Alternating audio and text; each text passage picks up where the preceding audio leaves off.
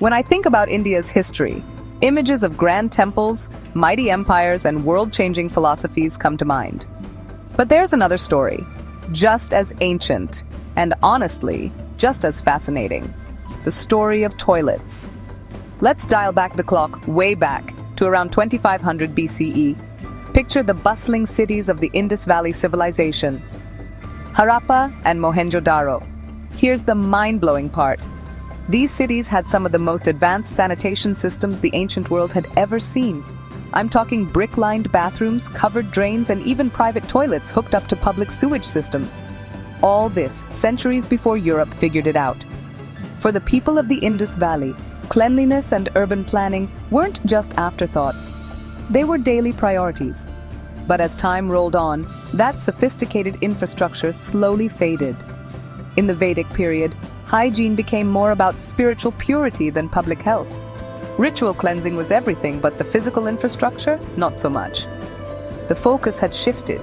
Cleanliness was sacred, but toilets as we know them? Rare sights. Fast forward to medieval India, and it's a mixed bag.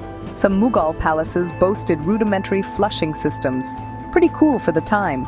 Stepwells and public bathhouses popped up, giving people places to bathe and gather. But for most folks, especially in rural areas, open defecation was still the norm. Infrastructure depended on who was in charge and where you lived. Then came the British. They built railways and big administrative buildings, but when it came to sanitation, their efforts were patchy at best. Toilets were introduced, but mainly for offices and cantonments. Worse, the British relied on and reinforced the caste system, making sanitation work the burden of certain groups. Manually cleaning latrines became a caste-based job, deepening social divides. Sanitation was seen as a personal or community problem, not a public responsibility. After independence, you might think toilets and cleanliness would be top priorities. Gandhi, after all, championed sanitation as essential for dignity and self-rule. But the reality? Political leaders had other things on their minds. For decades, sanitation stayed on the back burner. Things started to change in 1986 with the Central Rural Sanitation Program, the first big push to improve toilet access. It was followed by the Total Sanitation Campaign in 1999. Progress was slow, but the seeds were planted. The real game changer came in 2014, Swachh Bharat Abhiyan. Suddenly, building toilets became headline news. The goal was massive eliminate open defecation by 2019 and build over 110 million household toilets. The campaign brought together politicians, celebrities, and even students like you and me. It wasn't just about toilets. It was about changing attitudes too. Public shaming, awareness drives, and role models helped break taboos around sanitation.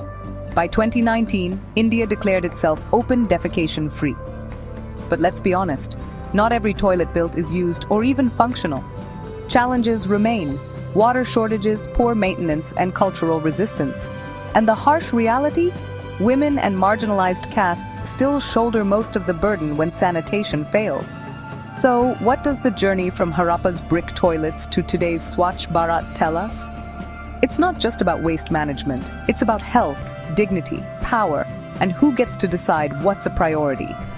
As India races towards smart cities and faces climate challenges, we have to remember, true sanitation isn't just a tick on an infrastructure list.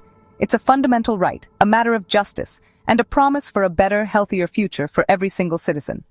So next time you use a toilet, think about the journey it took to get here, and why the story's not over yet.